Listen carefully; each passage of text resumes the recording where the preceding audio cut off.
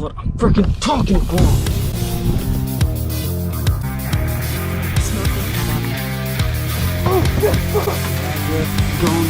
Fireworks, folks. New leader, 17 pounds and 5 ounces for Hunter Sales, the head coach of the Carson Newman fishing team.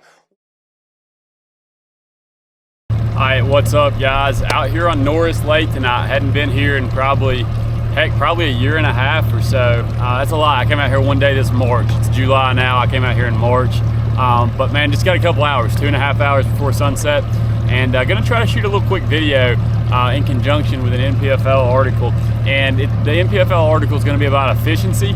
And in particular, I really wanna talk about, you know, we all just get a limited amount of time we can spend on the water, right? And so how do you make the most out of a couple hour evening session, you know, whether to get better or just to practice for an upcoming tournament, or if you're in the tournament and you just got a couple hours to try to figure them out.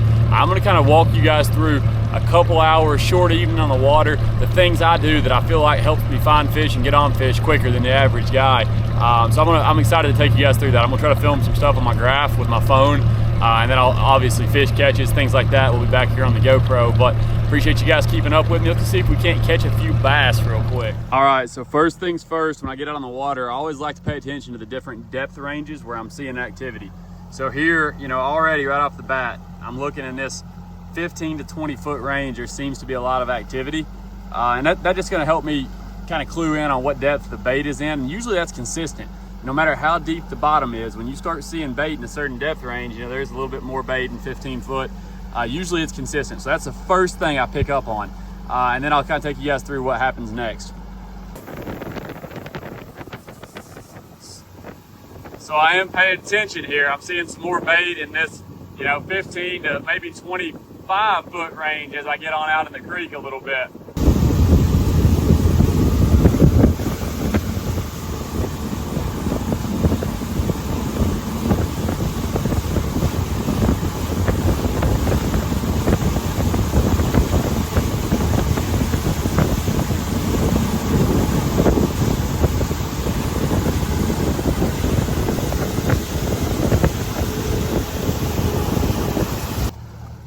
So I got a waypoint put down, you know, right here. I got to pause this sonar. I messed that up a minute ago, but I got a waypoint put down right there. And something I want you guys to pay attention to is I've zigzagged kind of from the channel all the way up to on top of these points.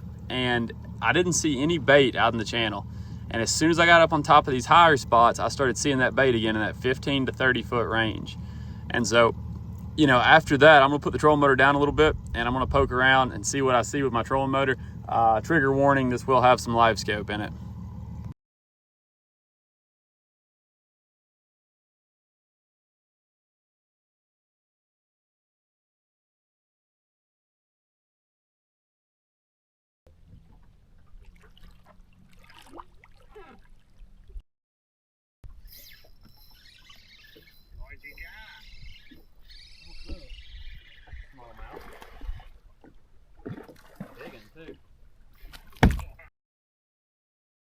That's awesome. So one of the things late summer that you can do to trigger a few extra bites is just changing baits.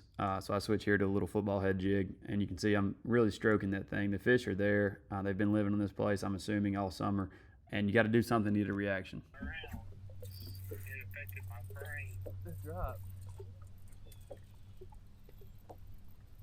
I got one right now. Oh my gosh.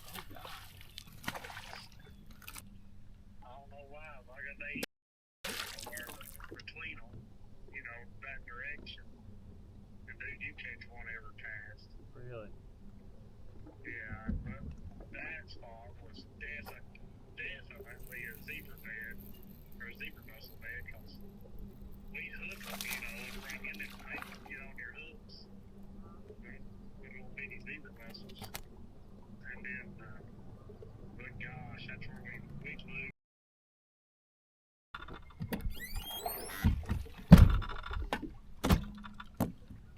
All right, so here's been the deal so far. I started out looking for those bait balls, and you know, I saw the bait in 15 to 30 foot, kind of on those points. I got over there, and all that was really up in the bait was a bunch of stripers. But I was floating that minnow above the bottom, and a group of smallmouth come up and didn't eat it. So I throw a dice bait back out there, catch one, and then catch a couple on that football head jig. And so I really think that they're on structure. Those fish were like 25 foot deep. So I still got an hour left. I've been fishing for about an hour. I'm gonna bounce over here, fish one more point, and see if I can't duplicate that. But I mean, I already caught 4 fish, so I'm gonna try to go over here and see what we can't work up somewhere else. So you can see pulling up here on another point, or another hump actually, same exact depth, 28 to 30 foot. Looks good on the map. Should have some rock on it, we'll see.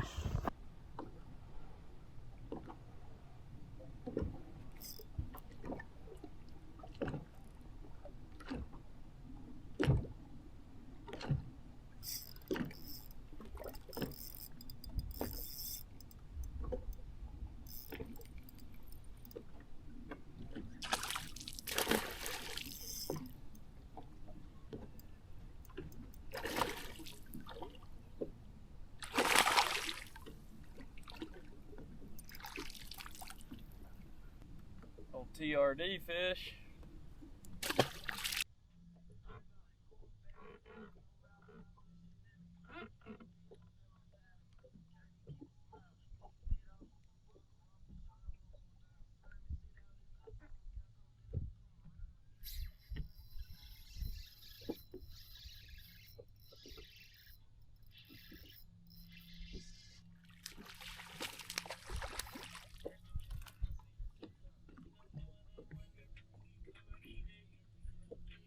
That's the end of the video.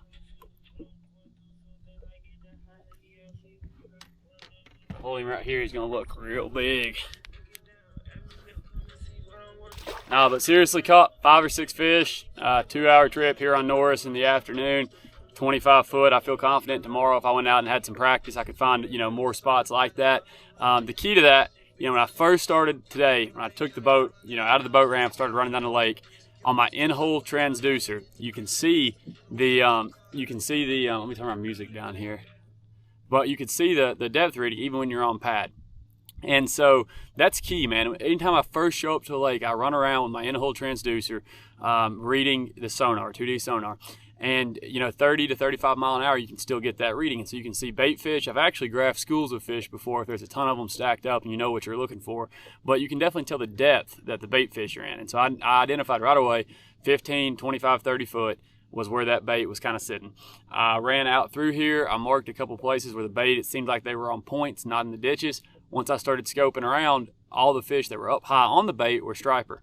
But on those points in 25 foot of water, the bass were sitting up, almost everywhere. Now it is late July, the 28th today, and so the bite's definitely getting tough. But for a couple hour window, come out here and catch 5 or 6 fish. I caught probably a 3-pound smallmouth to start with, and so definitely not a bad evening. Had fun. I like putting myself in those little condensed time windows and try to figure something out. I think that's what makes you a better tournament angler, and so that's my deal on efficiency, man. When I first show up, use all the tools that you got, whether it's live scope, 2D sonar, 360, whatever you've got. Use those tools. Pay attention to the little stuff. Don't be running around 70 mile an hour trying to make something happen, but take your time, look around at what's happening, put the puzzle together, and that's how you have a successful day on the water.